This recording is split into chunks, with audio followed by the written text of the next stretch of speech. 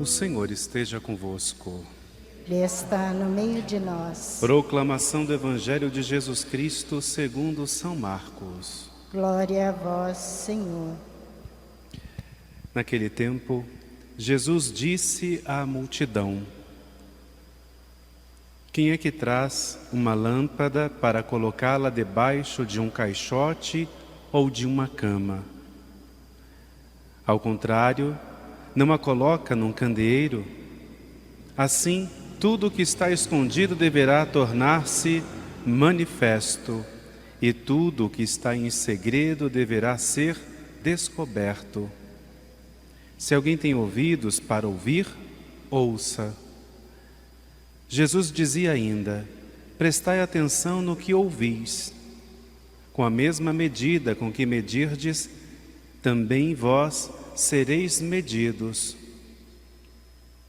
e vos será dado ainda mais. Ao que tem alguma coisa será dado ainda mais do que... Ao que tem alguma coisa será dado ainda mais, do que não tem será tirado até mesmo o que ele tem. Palavra da salvação. Senhor. Podemos nos sentar alguns instantes.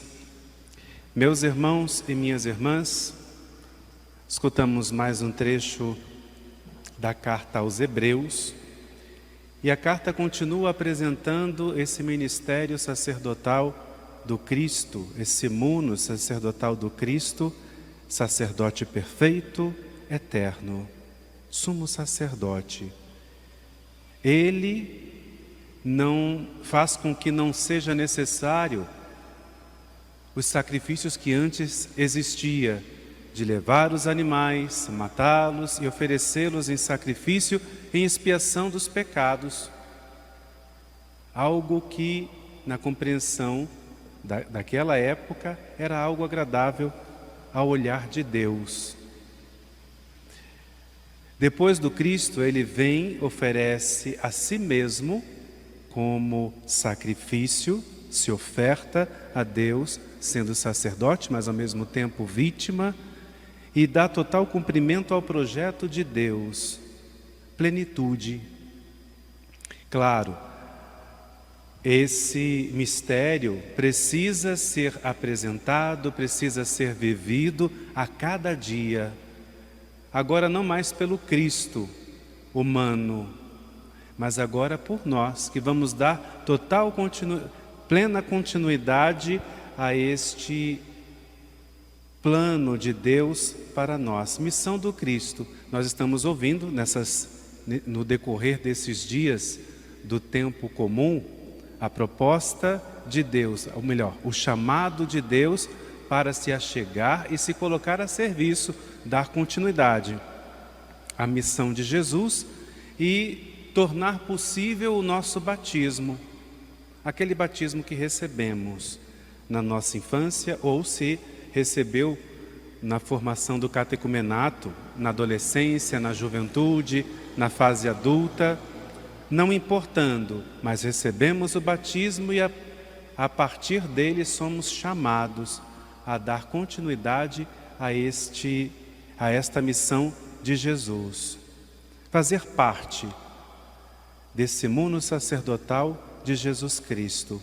E a carta vai dizer, olha, na vivência comunitária é preciso se ajudar um ao outro. E aí nós podemos pegar essa dica da primeira leitura e nos perguntar, como é que está a minha dinâmica desse sonho de Deus? É palavra de Deus apresentada a nós. O que eu tenho feito na construção desse reino? Será que eu tenho sido suporte para o meu irmão? E aí traz muitas portas que vão se abrindo para uma grande reflexão.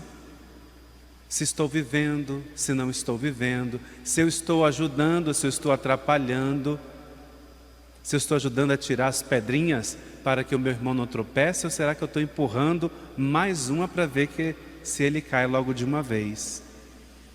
Então, na dinâmica nessa presença de Deus, aí a gente volta a olhar na liturgia de ontem, de anteontem, antes de ontem, que era o mesmo evangelho do convite a irmos para meio de lobos como cordeiros. E eu falava no dia de ontem de que eu posso acabar me tornando um lobo para o meu irmão. Então, o convite da primeira leitura é ajudar o próximo de forma caridosa. De certa forma, ali encontramos também viver a fidelidade ao projeto de Deus. Se nós olharmos os mandamentos, os 10, eles vão ser resumidos naqueles 2 que Jesus um dia disse: amar a Deus sobre todas as coisas e amar ao próximo como a ti mesmo. Então, proposta da carta aos Hebreus. O Evangelho vem continuar este apelo. Nós recebemos dons da parte de Deus pela ação do Espírito Santo. Pelo menos é isso que os documentos da igreja apresentam para nós. É o Espírito que distribui, palavra de Deus também. O Espírito Santo distribui os dons. Mas o que eu tenho feito com o meu dom? Será que eu tenho pegado o meu dom e não tenho aproveitado para apresentar a palavra aos meus irmãos?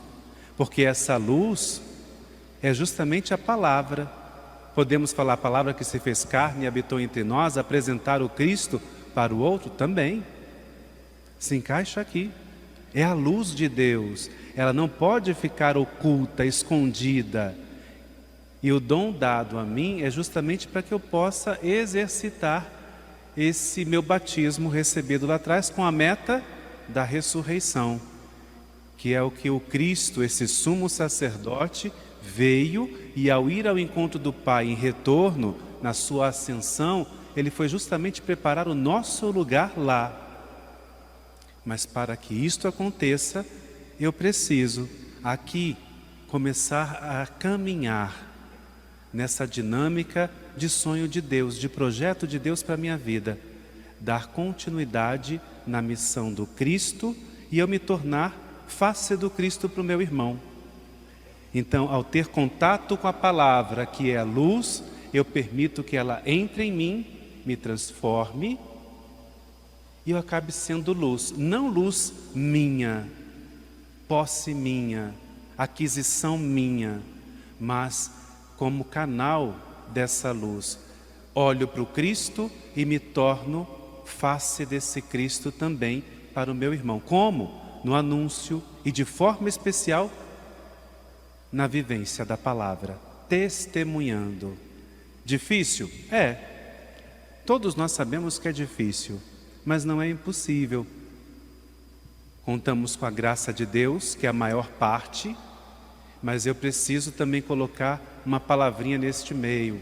Eu quero, o meu querer também tem a sua importância. Eu necessito querer, eu preciso querer que esse Espírito de Deus venha e mova em nós, desperte em nós esse desejo de continuar a missão do Cristo, de ser canal desta graça de Deus, de me tornar face do Cristo para o meu irmão. Aquele que tem algo para ofertar, recebido de Deus, então oferte, porque ao ofertar, essa é a reflexão de Jesus no Evangelho de hoje. Ao ofertar aquilo que eu tenho, que eu adquiri como graça de Deus, mas também em busca do conhecimento de Deus, ao ofertar para o meu irmão, isso se multiplica, tanto na vida do outro, como na minha também. É graça para o outro, mas é graça também para mim.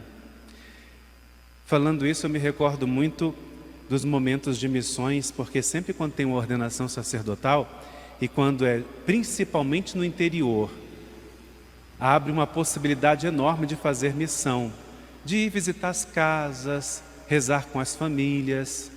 Claro que não se consegue visitar toda uma cidade, mas pelo menos uma localidade é escolhida e ali a gente vai fazer talvez uma semana, 3 dias de visitas, quando tem essas missões devido ordenações sacerdotais. E eu devo ter participado de umas 3 ou 4.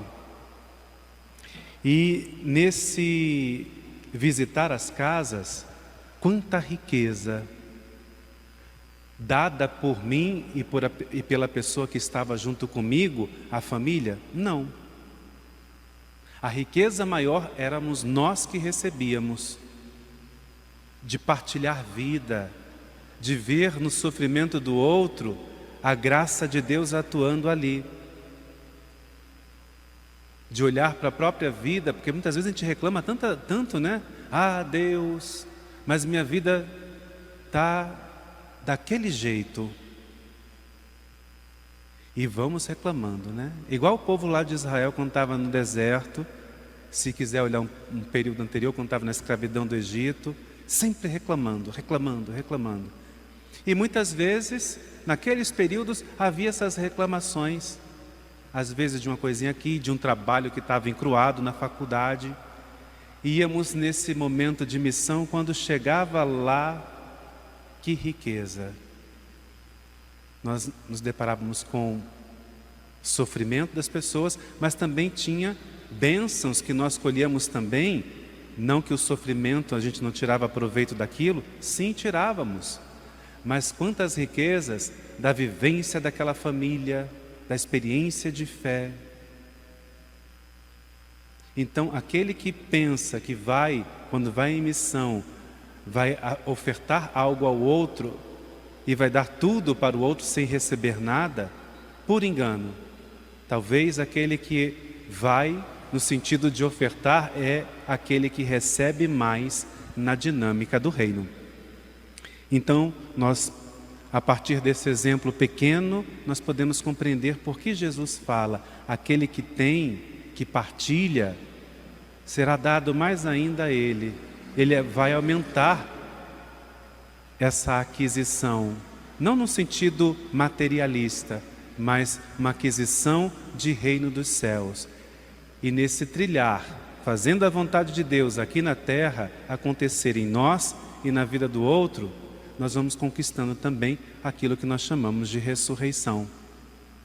Não podemos nos enganar que, eu espero que vocês me entendam, vocês aqui e vocês em casa também. Porque muitas vezes a gente pensa assim, a bênção, tem que ter a bênção, porque se não vir a bênção, a ressurreição não acontece. Pode ser dada a bênção, mas se eu não faço nada